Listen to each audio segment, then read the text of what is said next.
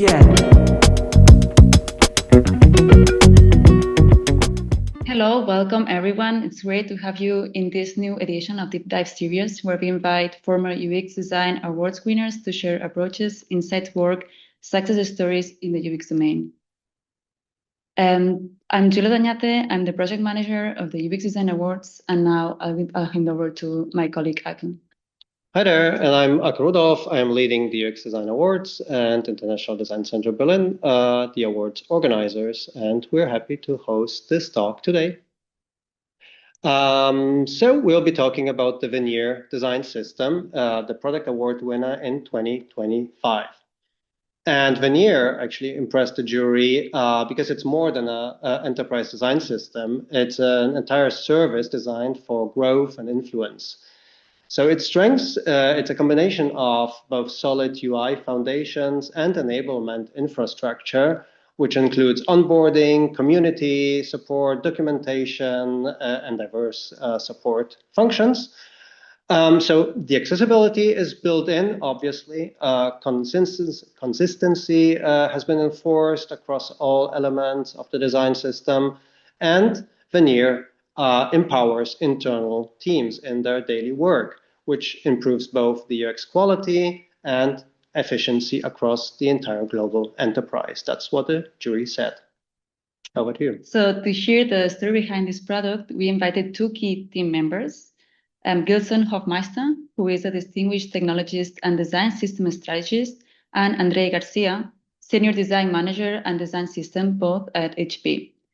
Just one thing before we start hearing to the presentation, please, if you have any questions, you can share them in LinkedIn chat or in Zoom chat. I will pass them to the speakers at the end of the presentation. And if anyone would like to ask questions personally, please raise your hand and we will call on you afterwards.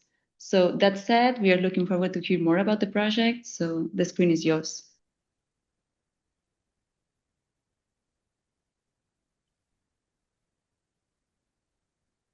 Yeah, there you go.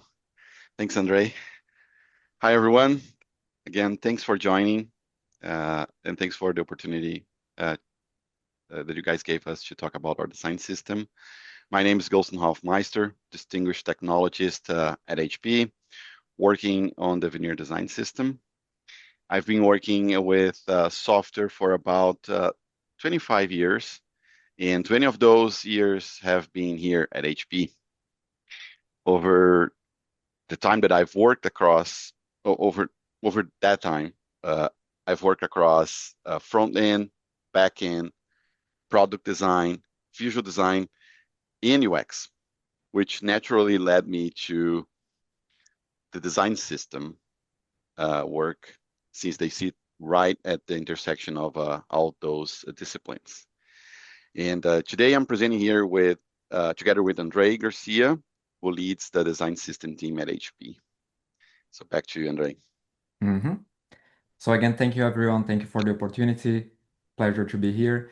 I'm Andrei Garcia. I am a senior design manager as part of the design system team.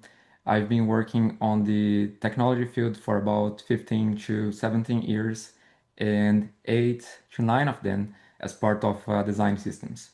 My background is computer science. I worked as a developer at the very beginning of my career, and then transitioned to design, which is the area that I really like the most. Worked as a product designer, visual designer, up to the end of starting a design system together with Gilson.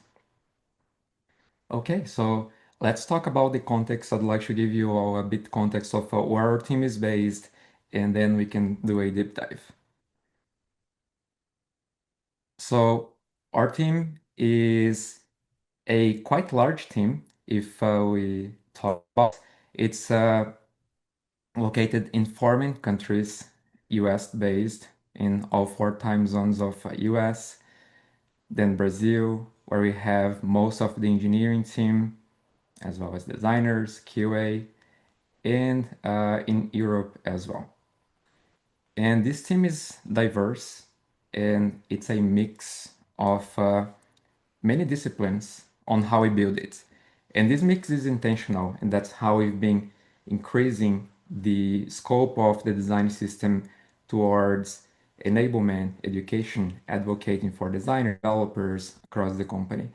So really, what Aki was introducing on the awards, it becomes a platform for collaboration, and collaboration is being the key word used among the years. And that was throughout the entire path to how we built Veneer. So Veneer started back in 2016, where Gilson and I were working in a project where we needed some level of consistency within. You all have been through that. You work in a project, you're trying to establish a consistent look and feel for that. And that's how Veneer started. It started in code as working software. We developed a set of components that were reused across that project. And then up to a certain point, we start expanding the horizons to work with other products that were also looking for the same level of consistency.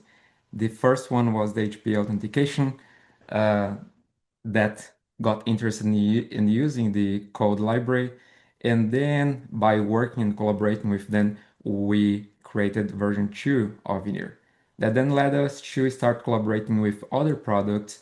And one big collaboration that we had in 2019 was with the print organization that led us to create then version 3 of Veneer. And for all these versions, we kept expanding the scope based on real needs. So again, collaboration is the keyword that we like to define. So finally, in 2021, we were able to have a dedicated centralized team and expanding even more. And from that, we were able to then focus on specific features that products were looking for, like light and dark modes and support for RTL, incorporating new disciplines. As I mentioned, education was a big thing. How do we support designers and developers that are building their products using the design system? Having a dedicated researcher, expanding the iconography, enablement, and so many more things, including, of course, accessibility. So that gives you all an overview of a time frame in a nutshell for how we've been building the design system. System overview, and again connecting with everything that I mentioned before, our vision is to be the foundation of HP's design excellence in creating digital experiences. Again, it goes much beyond a set of libraries for designer development. It's the foundation of how we build digital experiences. And for our mission, it is really to empower our users who are other designers, developers across HP, product managers, researchers, and to unify HP's digital experience. Since the beginning, we root our principles into partnership and collaboration, having consistency as part of design libraries as well as development libraries, and working software. As I mentioned at the very beginning, it always started as working software, and this is still one of our core principles for the design system. And providing support in documentation. And all this goes through the layers of how the design system is composed. So it's composed by a design language that then is consumed by components and patterns, and it's all part of a guideline documentation principles or how to use that. And of course, it evolves with the community and collaboration. So this is a combination of all the scope of work that we work with. And this is all part of the website. That's where we have our content and have a sense of community with everyone. So let me do a quick demo for the website. This is our website. I'd like to go to the web platform today and show a little bit of how it is behind scenes for who is consuming the design system. So here's the for web. There's some quick links to the Figma libraries, code repository, storybook. And going to the components page, we can see all the components available for this platform. And within each component, we have a set of guidelines and information for users, designers, developers to consume.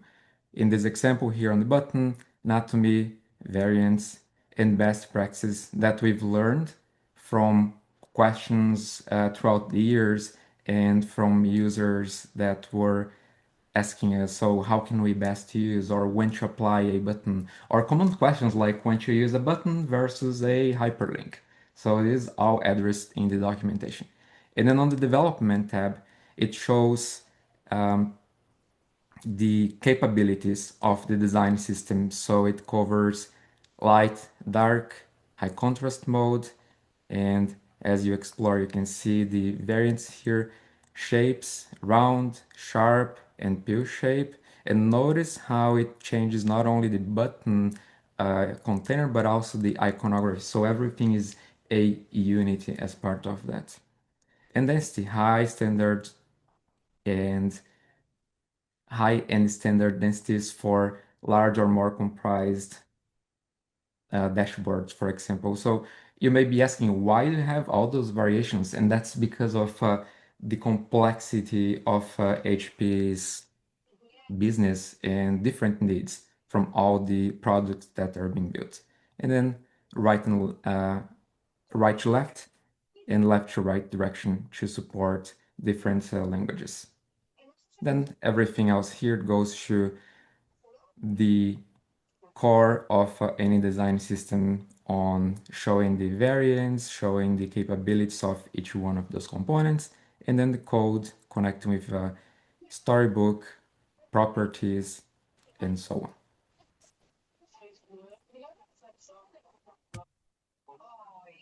How we apply that through the system model. So going back to how we collaborate with everyone. The design system, as I mentioned before, has many layers. The first one being the foundation. And as part of the foundation, you can see here those three main pillars, which starts with primitive tokens. So this is really similar to most of the design systems out there, where we have a first layer with a raw value definition for all the colors, all the typography sizes, spacing, and so on. They do not have any meaning at this phase. That's the second layer when it goes to semantics. So semantics is when we apply a meaning to a token. And when I say meaning, it's where it's going to be applied in the application and composition of components. So for example, a button is composed by a background that's using the primary base, as well as the foreground that uses the foreground for the label in this case. All this is the scope of the design system. Then when we go into the product layer, we start talking about patterns that only exist within those products. And they of course consume the components that are part of the design system libraries, as well as foundations to create their own patterns and expand to their needs and the product user needs. And finally, composition of the entire page or the entire product in this case. And to keep this connection and communication with products, product teams, and the design system, we have feedback channels. We have three main feedback channels to connect with all the products. The first one is Microsoft Teams, as this is our primary communication tool inside HP. There we post the releases, notes, information. We also receive questions and feedback through there. And for questions, we try to centralize everything on Stack Overflow, which is on-premise deploy of Stack Overflow.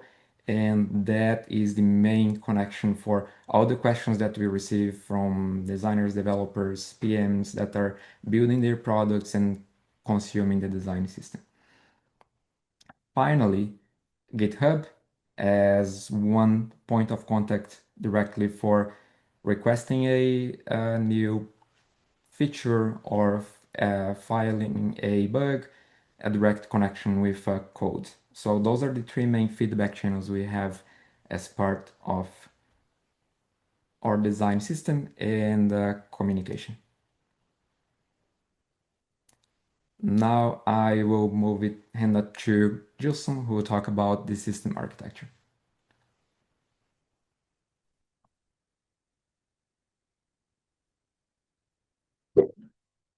Gilson, I think you're still mute. 。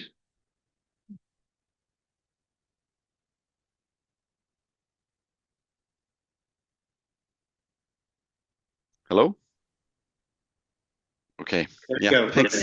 Yeah, thanks, Andrei. I don't know what's going on with my headset. I appreciate the patience. Yeah, so now we would like to talk about the system architecture here and how the system is structured technically. So the goal here is basically separation of concerns. So design decisions, implementation, and product development evolve independently while staying aligned. And at the high level, the architecture flows from design decisions to product applications. Design definitions originate in Figma and are translated into tokens in system and semantic primitives, and then distributed into component libraries. Product teams then consume those components to build HP software.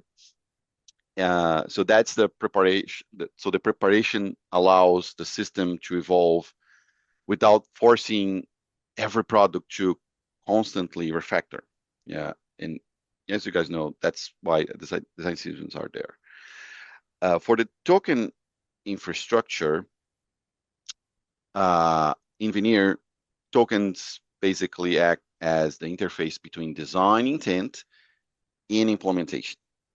They capture both primitive and semantics in assets and flow through a distribution pipeline into multiple environments. So this allows brand updates, theming strategies, or accessibility improvements to propagate through the system without disrupting component implementations. And here is screenshot of examples that we have where all the colors that you see are in Figma. We use Figma APIs to streamline that into code. Same thing with iconography. All our icons are editable. Every icon has its editable version in Figma, and then we use Figma APIs and other code to flatten them, create a single path, and then export them to our Figma library where all icons are. So it flows through it, and then it's easy to add new icon, update an icon, remove an icon. Same thing with colors. And HP just went through a new rebranding, and that's how we delivered pretty fast the changes. But of course, there are on top of tokens, we build a composable component architecture. So components encapsulates interaction behavior, accessibility patterns, as the name mentioned, and token usage. So teams don't have to solve those problems repeatedly. Of course, there are things that the design system can deliver out of the box in terms of accessibility, for example, and other things the project needs to worry about how to set those values right and work on the nice descriptions and all of that. But we help that a lot. And with all of that, there is the impact. So when a design system matures, their impact becomes visible across all the organization, right? And of course, there are all key benefits that we like to talk about, and we would like to sell that to the upper level management so they understand the value of the work, right? How design systems reduce duplicated work, align teams around shared standards, and allow products to move faster while maintaining consistency. And we all like to talk a lot about it. But I think one strong signal of impact is adoption, right? So on Veneer, by 2026, the system was used across 269 teams. We are today with 56 components available, and during that period of time, we've seen around 29,000 component inserts per week. And that shows that how adoption is important. And at this point, the system isn't just available for people to use; it's actively used at scale across the organization. And if you look it up, that's how it matches up with the timeline that Andrei presented to you guys. So over the years, Veneer has supported more than 80 projects at HP. And we started very small here in 2016. As Andrei said, Veneer was created inside a project. And then we were here working to get it out of our little world, talking to other teams and try to showcase Veneer. But then here in 2019, we finally had the support of the Software Council at HP. We talked with many executives, they talked with their teams. And then, as Andrei mentioned, the printing group at HP saw Veneer and started using it. So we saw a huge peak in projects utilizing Veneer, where now we are around 80 projects that utilized Veneer across its lifespan in the current projects. So that's the total of projects that already had sunset and the ones that are currently running. And our icon library is a good example of how governance and collaboration scale within a design system. Over the past few years, it grew from around 400 icons to nearly 1,200. And we would like to say that growth is managed through clear contribution workflows and evidence-based decisions, so that the library continues to expand without becoming inconsistent or redundant. So that part that Andrei mentioned, and all those channels that leads to us, it really helps. And you can see the scale of it here. Just the ellipsis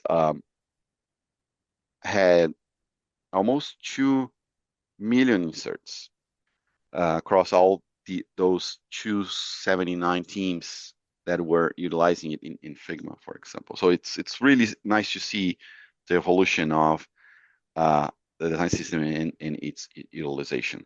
And then everything comes down to how do you continue proving that investing on a design system is important, right?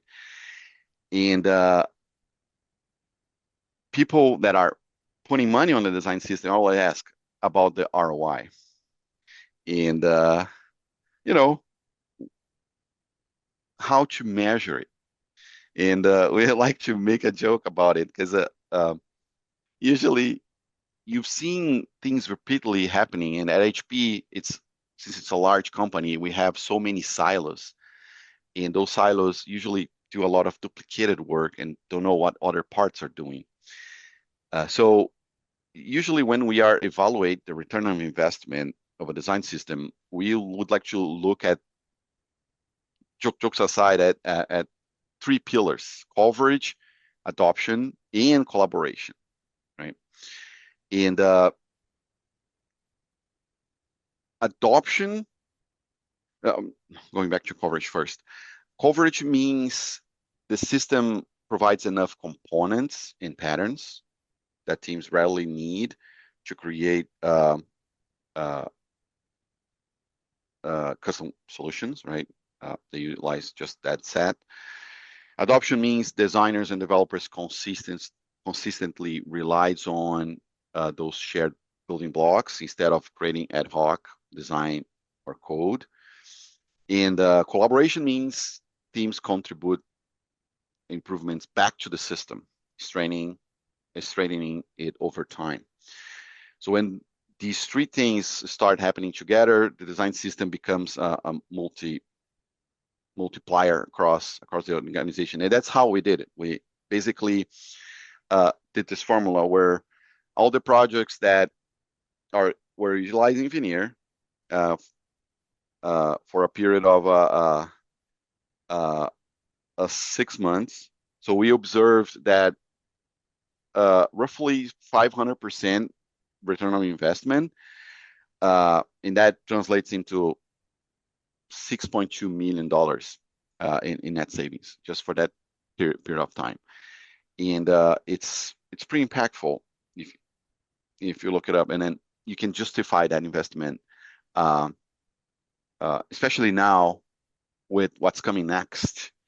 And before I go and talk about what's coming next on Veneer, I just would like to show you guys how that translates into some examples of the software that HP built and how now we can use users' cognitive load when they are utilizing multiple HP products. This is one version of our software issue pulse survey. This is our device management called WXP, Workforce Experience Platform, and you can see how close they are now, and they're very different before. HP Anywhere also having that Veneer Touch. You can see there are different colors here because, again, theming is also a big part of HP these days. HP has so many products and so many different use cases, and that involves also theming. My credentials, which is the HP identification that Andrei talked about, how it evolved, Print OS, and how it connects with their own family, like the 3D Center. As you can see now, you see a familiarity across all these software that HP built. And we're not stopping there, of course. Looking ahead, we are evolving Veneer in several directions. We would like to have cleaner foundations, cleared APIs, and stronger integration between design code and documentation. And our timeline for 2026 and beyond is to introduce AI into it, right? And everyone is talking about AI. Everyone wants AI in their own products, but we would like to be real concrete with our feet on the ground on this. And we know AI becomes much more useful when it operates on structured system knowledge. Design systems already translate brand guidelines, UX patterns, and accessibility rules into structured information. And that structure becomes the foundation AI can use to generate experiences that remain consistent with the system, right? So in tools like Figma, AI can generate layouts quickly, but without system constraints, those layouts often ignore design system rules.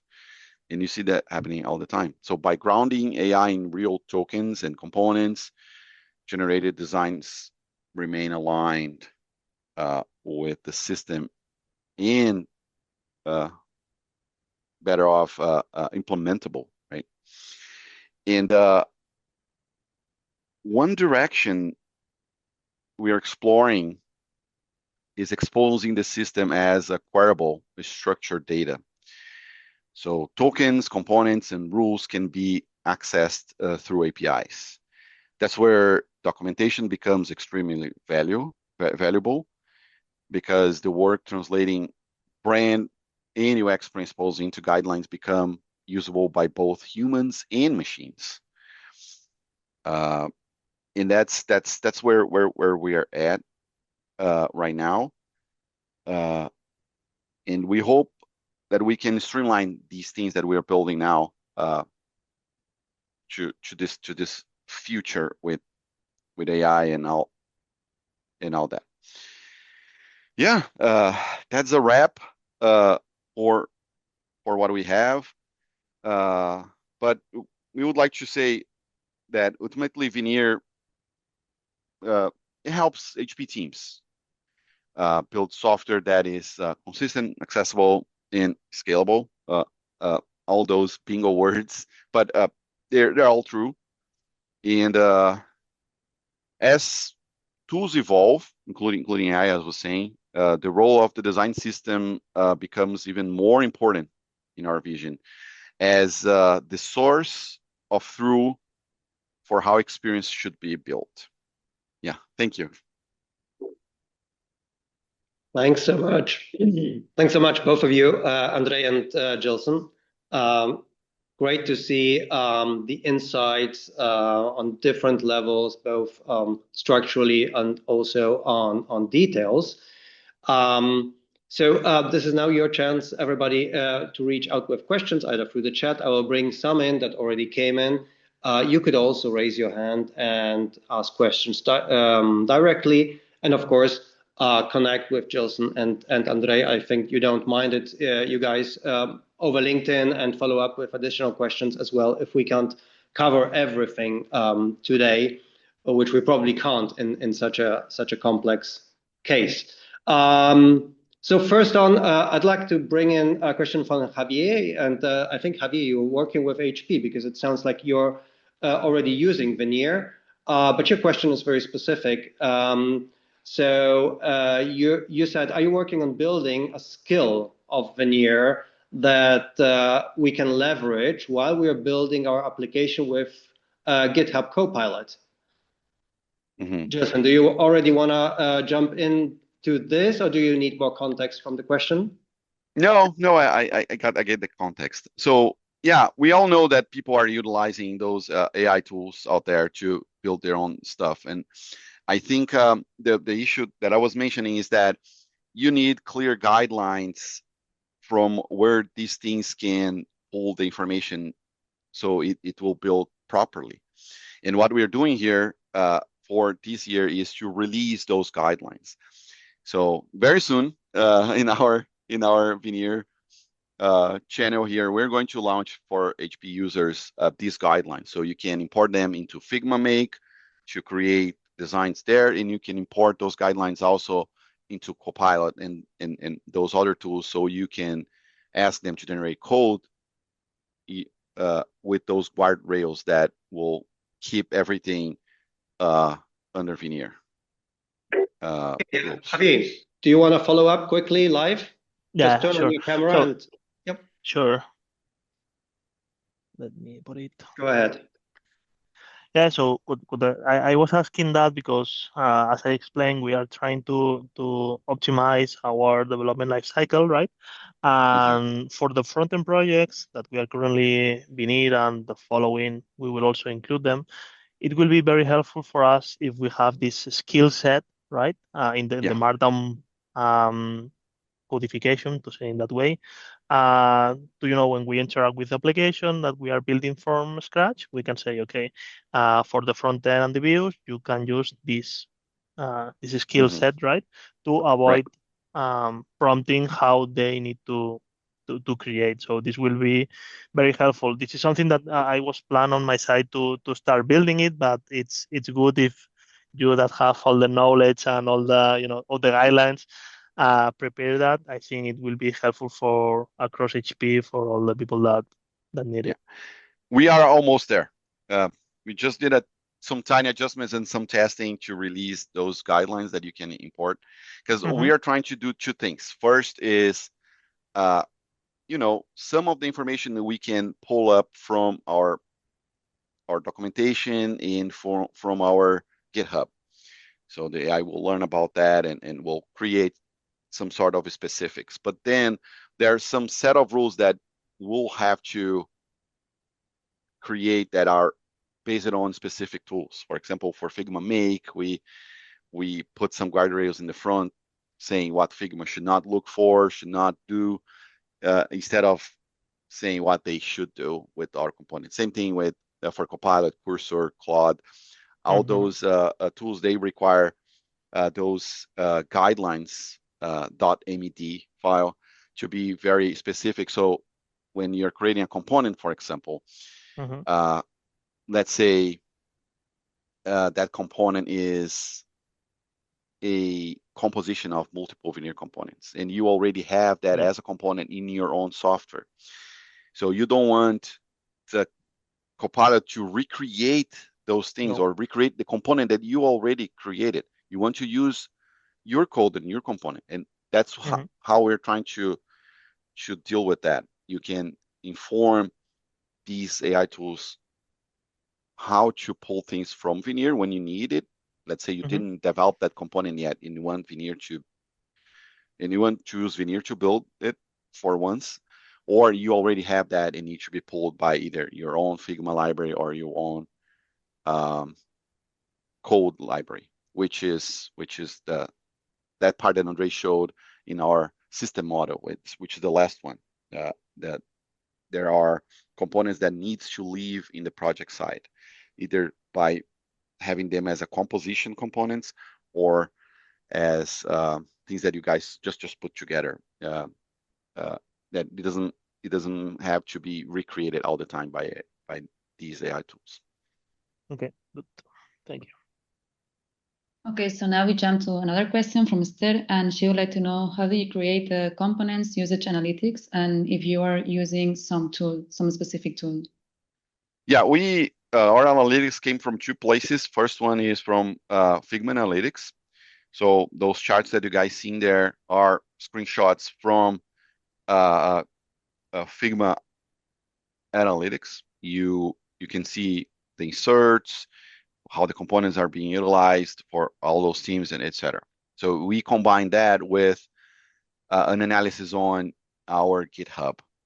So for the repositories that Veneer team has access to, we made a scan to see how many NPM packages people are referencing in their codes, components they are utilizing, and all of that, and then we came up with the number. That's how we do it. Adding a little But bit. there are no specific tool that we utilize on that. It's just plain simple math. Yeah. So for analytics, as you said, Figma has the tool for that on each library. What we are evaluating right now is a tool called Infa AI, and that has a better connection with code. Even though we do have code analytics internally, Infa AI seems to be a really nice tool to evaluate for measuring the actual usage of the code within the deployed application. So check it out. That's a nice tool to have. Yeah, thanks. Very, very close question connected to the last one from Jeanette Guzman. You may have covered this, but what tooling or dashboard are you using to pull analytics on the design system? Was that Storybook or anything else? No, yeah, I think it's the same answer. Yeah. Okay, great. Then let's jump on to a higher level now, because it's also connected to analytics, but in a completely different level. Kerstin Röse, I think, Kerstin, you're from Siemens, right, in Germany. She asks, how did you quantify the return on investment and savings? Which KPIs do you use? Tricky question. I hope you can answer this. Yeah, sure. Yeah, again, we try to do a simple math. So what we did in the past was that we've seen all these clusters at HP building software, and then they invested their own time building UI components from scratch and designing them. Or even if they didn't have a designer, they use engineering UI and all of that. So what we did is we took those 80 projects or so, and we put how much we spent building Veneer, and we multiply those by those 80 projects. If they had to invest their own money rebuilding Veneer by their own, right? And that's it. That's the simple math around it. If you'd like to get more granular to that, and we did some exercises as an example, how much will cost you to build a simple button or one component? And then you start talking about how that button will have all different states, all possible variants for that, primary, secondary, tertiary. And then as I was showing the capabilities of Veneer, light, dark, and high contrast mode, then all the shapes that we cover, round, sharp, pill shape, and so on. When we do that math, we see that the simple one component button becomes 4,000 variations of the same thing. And then multiply that by covering accessibility to all that, covering quality assurance for all the supporting browsers, and this will tell you how much would cost for you considering all design, development, QA for one single component. Then to Gilson's point, multiply to how many products are using that, and you see the ROI in time saving or cost saving for that specific button. So it can be for the entire design system, or you can also go granular and have a more precise component by component view. Okay, thank you. There was a really nice detailed question on how to do the maths in terms of getting buy-in on an enterprise level as well. But not only, but also with clients, I guess. Go ahead. So we have another question from Mara, and she would like to know, when it comes to collaboration, did you face any obstacle in getting designers contributing improvements back to the design system? And if so, how did you combat these issues? Right. Yeah, that's a great question. Everyone faces issues, I think, because when you're talking about different products, they really see their necessities through their product lenses, right? So some components might not fit exactly the way they were thinking that component should work or should provide. And what we do is we use a Brad Frost tree of decision in terms of collaboration. So basically, we ask the projects to come to us to discuss anything they feel discussing. We really would like the open door policy at HP. So you come right after us and talk about the button. Let's say you really would need the button to support a different feature. And then we discuss about that feature. Does it make sense to add that feature to the Veneer component so everyone can benefit from it? Or can we work on that feature a little bit that would expand its coverage a little bit, that will attend what you're asking for, plus would be generic enough to enter the core Veneer components, or it is a snowflake that would be something that only your project needs and very specific to your project. Then we work together with the project to expand on top of Veneer. They can extend the component and customize it, adding things on top of it, and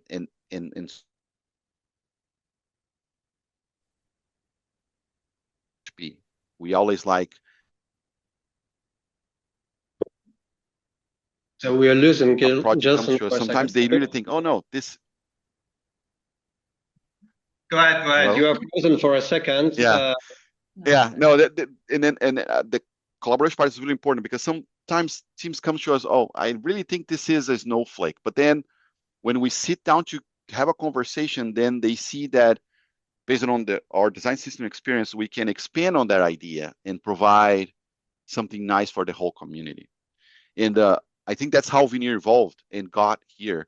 A lot of our components are super nice, have nice properties and nice different variations because of those requests and those projects. And I think that's where you avoid conflict and go into the collaboration mode fully. You never discard an idea. You never go into a conversation by just saying, yeah, this is like your project necessity. We're trying to enclose Veneer into a package that only the Veneer team can touch. I think that's not the way we would like to conduct, and I think that's the solution. I'd like to complement that. The first thing to have in mind on that question is that the product or products have a completely different pace than the design system. Products are evolving much faster. So if you think about velocity, they'll be exploring new user needs as they are building the product. They are doing research to improve the product as a final product. And when I say users here, I mean the end user who is going to consume the product. And will need, they will have specific needs to that project. So when they are building something, they usually cannot wait for the design system to come up with a new variant of a specific component. They will go off on that. They will implement possibly a prototype or a solution for that, test, and then implement. If that pattern is reusable, then that's the time we pull that back and include as part of the system. So that's a really important context to have in mind when we talk about collaboration. And it doesn't mean that the products are not using the system. They are supporting the user needs. They are really building the product. So different paces in velocity. That's the very first thing to have in mind when collaboration uh, comes to Yeah. the topic. Yeah. Another thing that is nice is how you have those other things available for them for the projects you utilize. Maybe we're not there yet with the component part, but then they can utilize the tokens to build this custom control. So it will match up with other controls in the system. They can utilize the primitive tokens. They can utilize the semantic tokens to build their custom control. And then the level of adoption increases as we go and deep dive on things. But at least you are adopting or starting in a certain point, like with typography, with corner reuse, with colors. All of that are already available at that granularity level where you can utilize them to build something custom. And to finalize the answer, now this is a really in-depth conversation when we talk about collaboration and contribution, especially contributing back to the design system. There is, of course, research involved, as I mentioned, and there is a layer of enablement and education and advocacy as I presented the different disciplines. So that is another venue that we explore as part of the system on collaborating close to those projects and then understanding where the need is coming from, checking if there was user research, checking if it's possible to expand that in a way that we can incorporate it back to the system. So there is a layer of close working with those products, those product teams, and then checking if it's possible to incorporate back. That's a very valuable point, Andrei. I was about to ask you, and you answered this beforehand, so thank you for this, because I think like looking at the so diverse use cases you have at HP, from a product UI to a management system, really, there must be masses of different components being brought back to Veneer from the different product teams. And then my question would be, how do you sort this out, and how do you make them usable for the next users, in terms of also explaining what was the context of use, what's the documentation around it, what are the pitfalls maybe. So there must be some kind of orchestration and really curation of the content, and then education, as you say. So how do you manage this balance? Do you have some frameworks? Do you have like decision-making processes in terms of what gets accepted and what not, and how do they work? Oh yeah, 100%. It goes to what Gilson mentioned before on the system that we leverage from Brad Frost on the decision tree. And there is a set of criteria that we utilize to say this will be incorporated, this will not be incorporated into the system. And one example of it is what I mentioned, is this reusable across different products. That is the very first thing that we may evaluate. Is this something that can be reused by not only the product that you're building, but also other products? If the answer is yes, that is already one of the filters that we go through. Yeah, that would be a summary of my answer. Just would like to add. No, I think we got it. Okay. Thank you. We have another question from Esther, and is, do you have the 3D graphics also as components in the design system? The 3D. Could you repeat the question, please? Yes. Do you have the 3D graphics also as components in the design system? Oh, no, we do not. Our components are just plain web components, no 3D at all. What we showed on the 3D, I think she asked that because the software that we showed about the 3D printing. So Veneer created the shell of the application where you see the menus, buttons, and etc. But that 3D rendering of a 3D material, that's something that the project developed. Of course, they utilized our tokens to paint things in blue or things like that during the 3D process there, but that's their technology. It's not from Veneer. Okay.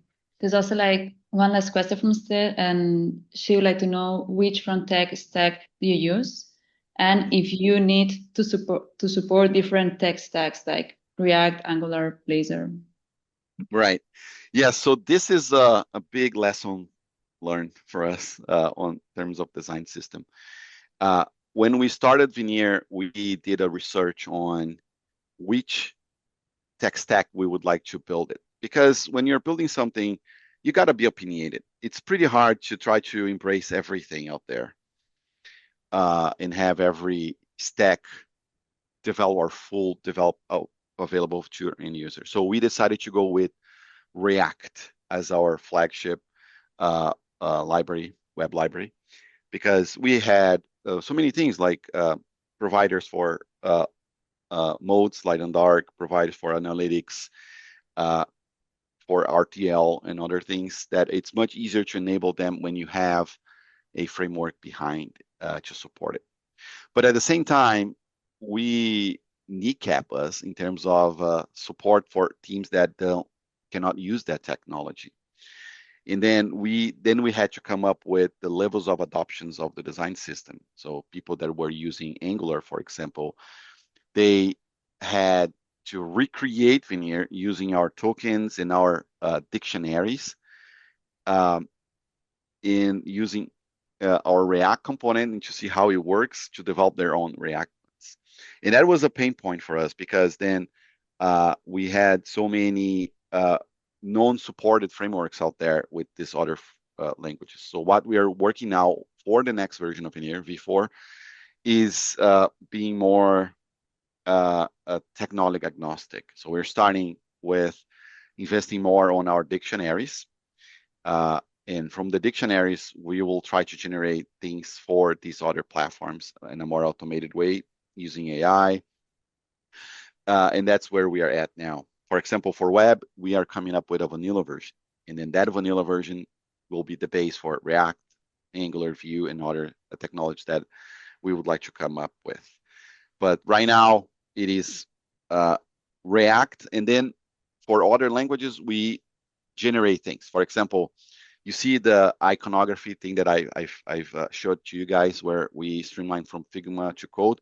That generates a dictionary, a JSON file with all the definitions of the iconography, including sizes, what are the SVG path for each one of the sizes, and all of that. And then we use that to create icons for other platforms. So we create SF symbols out of it for iOS and any Apple OS platform.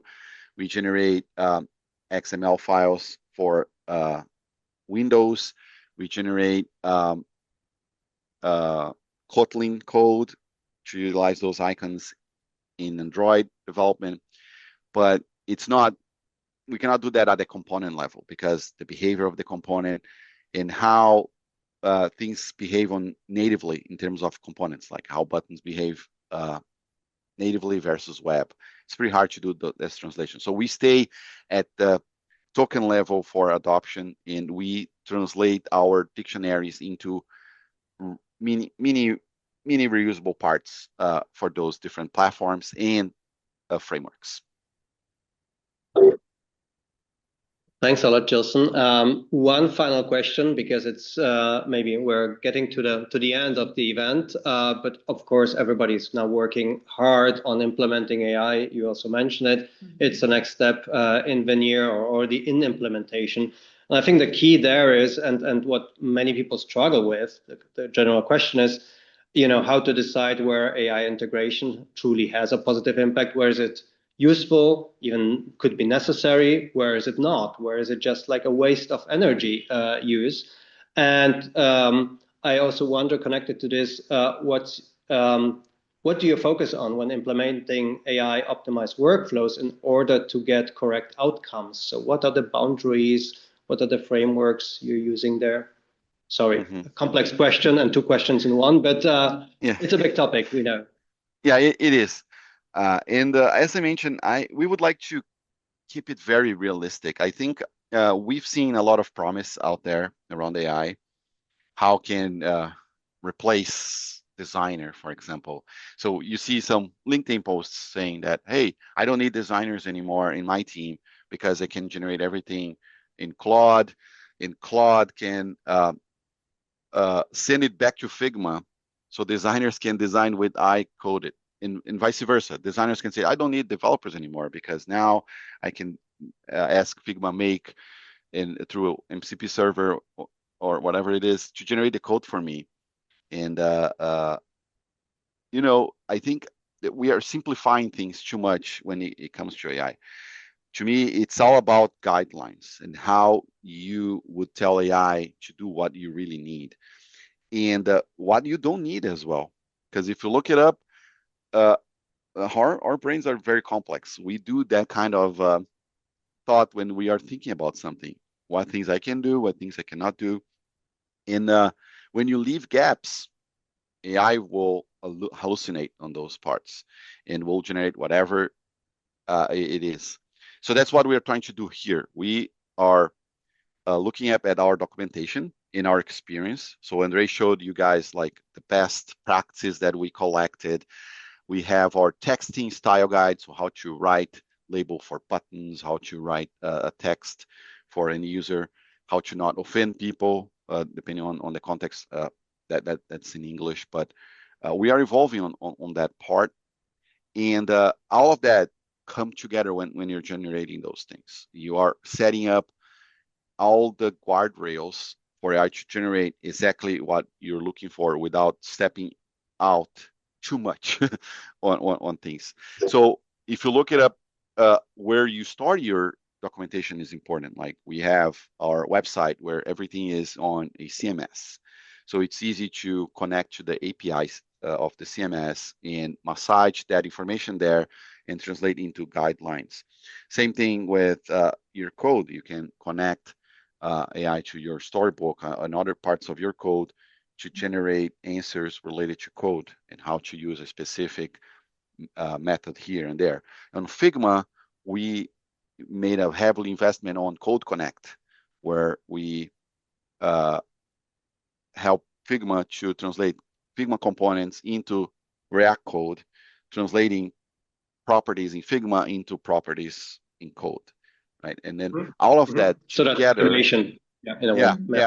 of that together generates that a guideline that is kind of a patchwork of things that are getting here and there.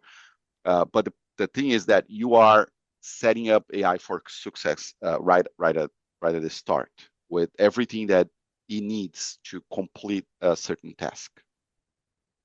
And stabilization, if I could close that with a word, that would be stabilization of how it's generating the outcome. Can you expand on this stabilization? What do you mean? Yeah, meaning everything that Gilson has mentioned on how it's done, having a way to have a stabilized outcome from AI. And that's through everything that Gilson has shared. So it's basically a summary of the outcome that we'd like to achieve with all that. Yeah.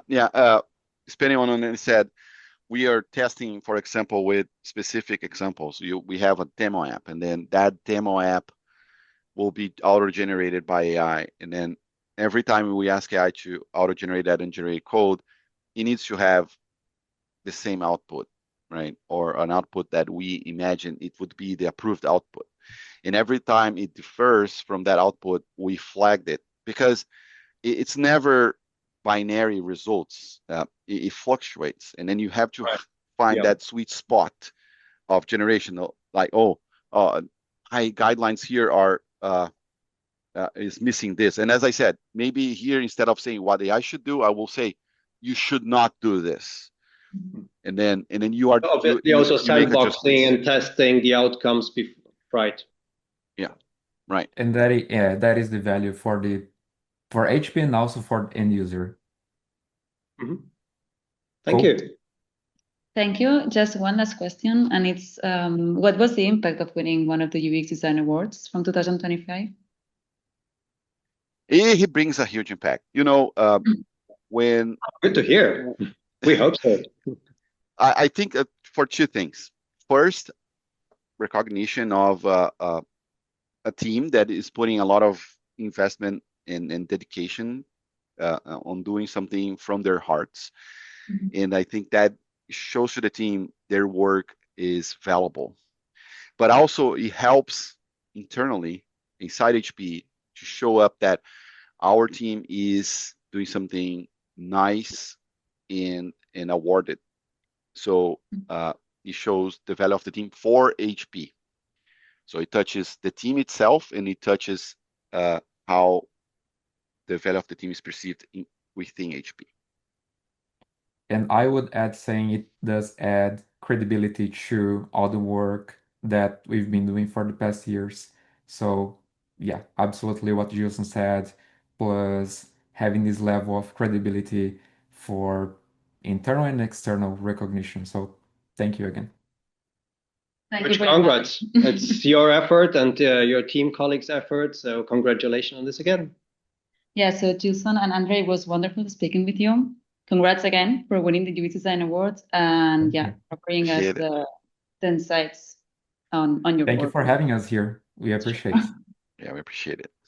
So and everybody else, I hope you liked this talk. You can jump back to our website soon. There will be a recording on. And of course, reach out to our speakers on LinkedIn if you have any kind of follow-up questions. And if you're working on great UX, by the way, the next call for entries is open. So have a look at our website, uxdesignawards.com, and make it a go. We would be great to maybe welcome you next year in one of these deep dives as a UX Design Award winner, along with great companies such as HP. Thank you so much for being with us. Thank you. Have a wonderful day, morning, evening, wherever you are across the world. And see you soon in one of our next events. Ciao.